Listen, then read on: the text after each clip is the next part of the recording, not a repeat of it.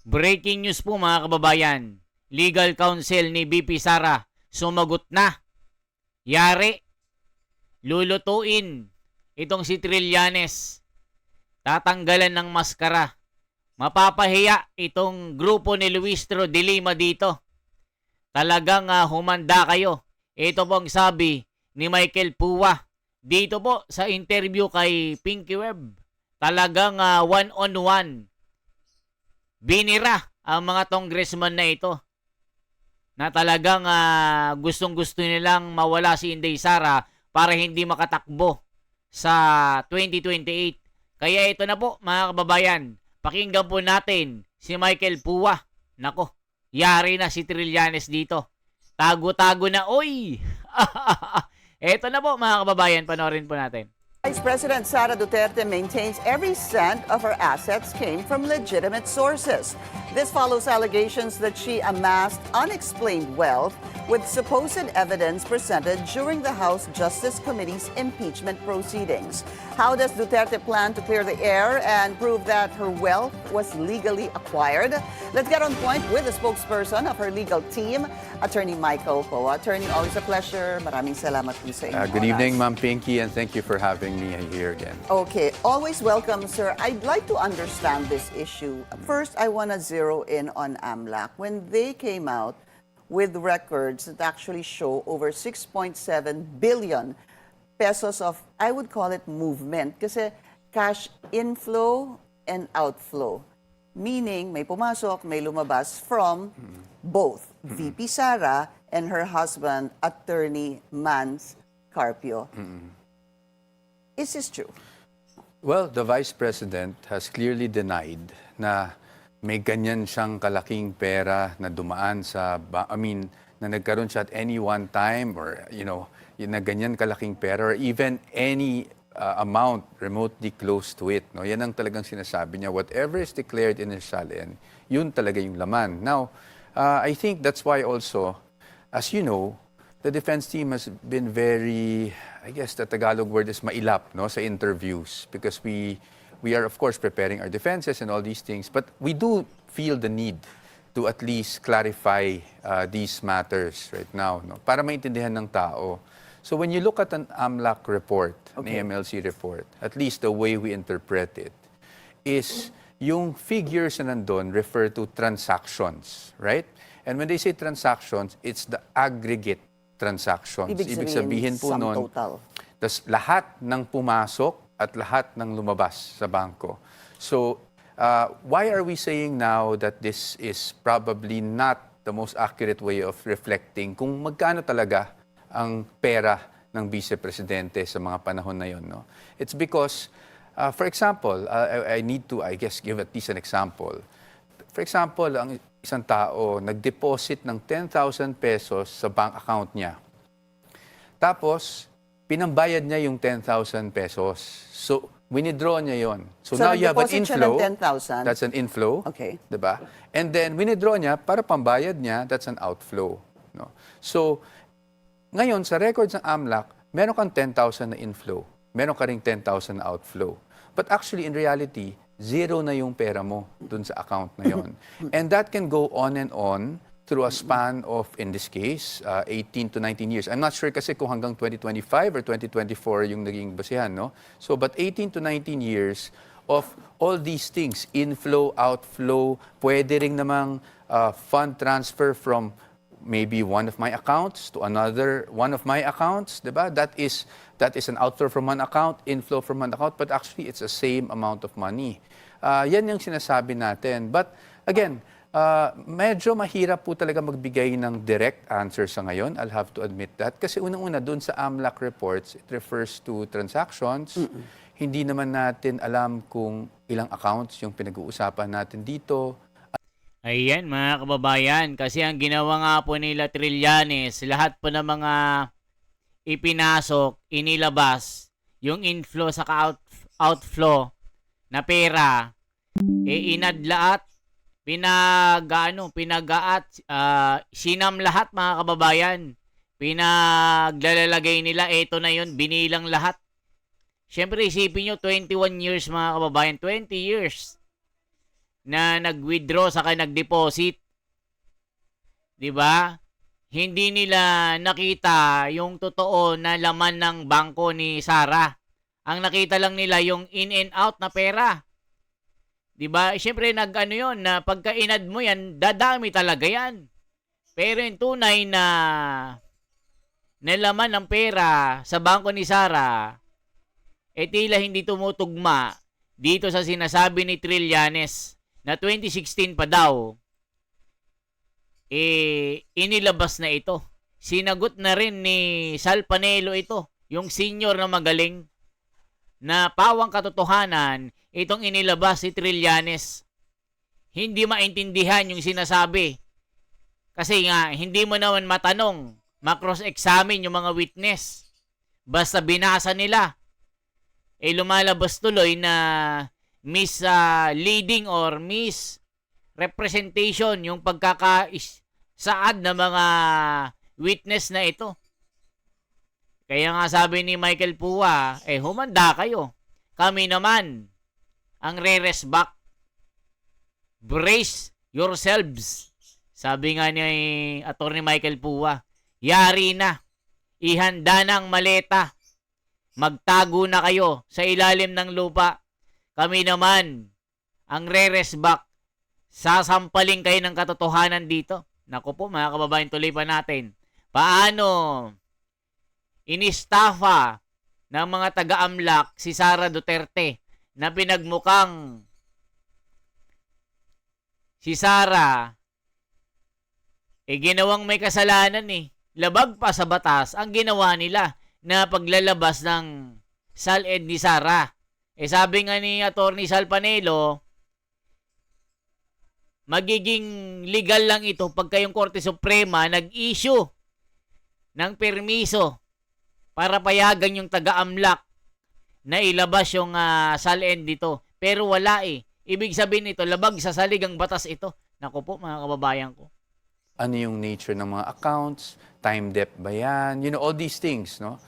So, what we're Kasi trying to summary do siya now, summary Okay. plus, back in 2017, actually, this issue already cropped up, I think more on the former president, no? At naglabas ng isang official statement ang AMLAC noong 2017 where they clearly stated, I think first they were denying that those data or data sets came from AMLAC or were released from AMLAC. But the most important and relevant thing there is AMLAC also stated in that 2017 statement that these credits and debits are just aggregate number of transactions and therefore do not really reflect kung magkano yung pera na Actual nasa amount. bangko. Hindi- Ayan mga kababayan, hindi nila malaman kung debit o credit ito. Yung nung dinebit, mga kababayan, 'di ba? Dinebit. Halimbawa, ipinasok. 'Di ba? Dineposit. Debit 'yon. Inilabas, credit 'yon. 'Di ba? Ipinasok, debit. Abay, ginawa nila, pinagtipon-tipon nila, pinagsama-sama lahat, yung debit, credit, mga hunghang, hestas, barabas. Sabi ng mga, hindi yata alam ang accounting, mga kababayan ko. Pinagsama-sama ng mga honghang. Isipin nyo mga kababayan, yung labas-pasok, pinagsama-sama. Saan kayo nakakita ng ganyan? Kaya hindi nagtutugma yung sinasabi ni Trillanes na bilyones si Sara. Isipin mo, 21 years. Di ba? Hindi mo alam kung time deposit o ni-withdraw ito, ipinasok ulit. Naku, mga kababayan ko, nagkalito-lito si Trillanes dito. Ano natin, mga kababayan, paano nabalatan ito? Ibig sabihin, mag-deposit ka man, pasok yun. Mag-withdraw Counted ka yun. man, Counted added yun. din yun. Oo. Hindi siya, nag-deposit ka na withdraw ka, kung ano yung kulang, yun ang balanse. Hindi. Opo. Lahat ng ginawa mo, dagdag ng dagdag ng dagdag. That Over is the basically, years. yeah, what you're saying, Opo. in the past 18 years, Yes. right? But if the AMLAC says, because still, if we look at 6.7 billion aggregate, so lahat ng pumasok, lahat ng lumabas, pinagsama-sama nila. That's how you're explaining it, sir, no? Hindi ho ba malaki pa rin si 6.7 billion? Well, you have to take it in context. Again, this is over a span of 18 years. Pangalawa, I have to admit, may nakita tayo doon na mga, sabi, single transaction of, let's say, 40 million. Medyo malaki yung amount eh. Medyo malaki yung amount. It's hard for us to clearly be able to tell you exactly what that is and why that's not reflected because we also don't know kaninong bank account ba yan. Kasi, as you know, hindi naman, we're not admitting na lahat ng accounts na yun talagang sa Vice Presidente, for one. We don't know eh. At this point, these are just transactions, as we say. So we don't even know kung kaninong account ba to. Ito ba ay sa Vice Presidente lang? Ito ba ay joint? Na alam ba ng Vice Presidente yung joint? And there are so many questions. No? That's why I said it's very difficult also for us to at least give you a solid, direct answer. But what we're trying to just do is to clarify the nature of an AMLAC transaction report. And what we're trying to also say is that let's just be cautious for the public, no? To be cautious on these numbers. Kasi admittedly, malaki talaga eh, di ba? If you look at it, billions. Hindi naman tayo maglolokohan dito na malaki yung billions.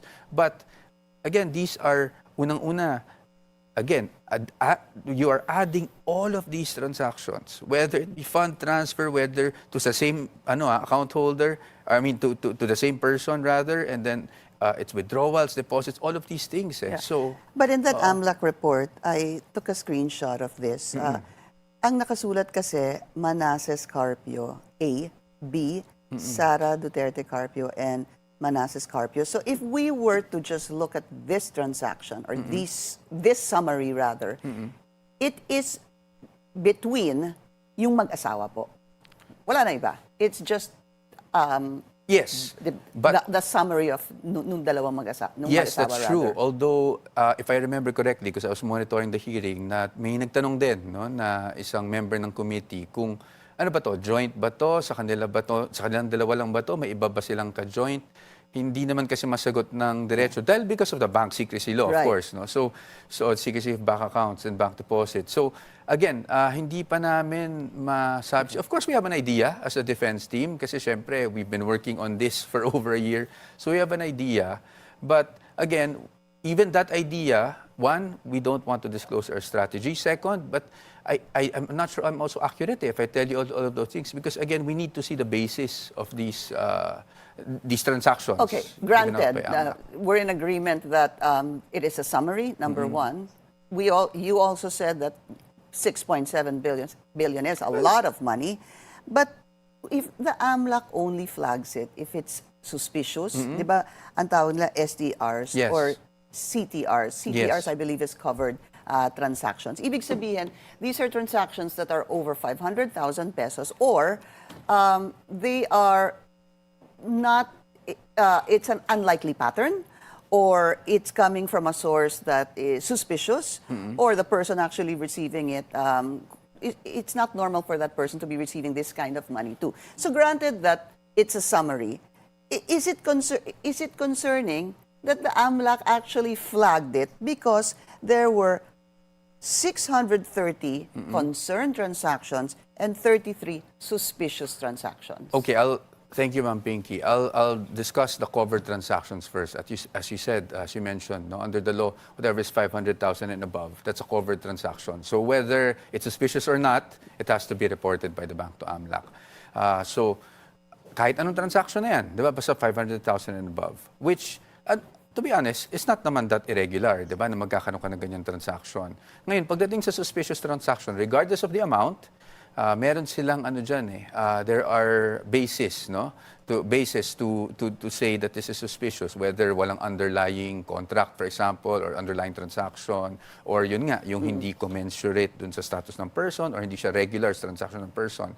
So, sa amin, tinitingnan namin ngayon, ang parati namin emphasize, a suspicious transaction, even if it's reported, does not automatically equate to unlawful activity, illegal activity, hindi ba? So now, are there investigations that were done because of this? We don't know. We don't know. And then, secondly, Itong suspicious transactions, we just got the file yesterday, the submission of AMLAC, and there were a number of pages. And I have to be honest, I haven't perused or read the whole thing. No? But How thick was that? I cannot, it was a pile of, kasi lahat ng STRs, yung suspicious transaction reports, and yung covered transaction reports naka-attach. But while I was perusing a few pages, and again, I have to premise my answer by saying I haven't read the whole report. But at least for some of the pages I've read, it says that those suspicious transactions were flagged because of media reports regarding the confidential funds, for example, na committee hearing. So now, what the defense team will do now is really study, these reports, because we were not given. I must tell you, these reports were not given to us ahead of time. Ayan, mga kababayan ko. Kayo nang humusga. Talagang hindi sila mananalo kay Inday Sara. Basura ang impeachment. Lalong-lalo na, mga kababayan ko, pag naglabas na ng temporary restraining order dito sa impeachment ni Sara dahil sa mga petition na ito ay labag sa batas. Kita nyo po, mga kababayan, yung kanyang account sa AMLAC. Lumabas. Walang kahirap-hirap. Diba? For transparency, for a better democracy. Ito po si The Wonders Philippines. Mabuhay po, mga kababayan. Salamat po.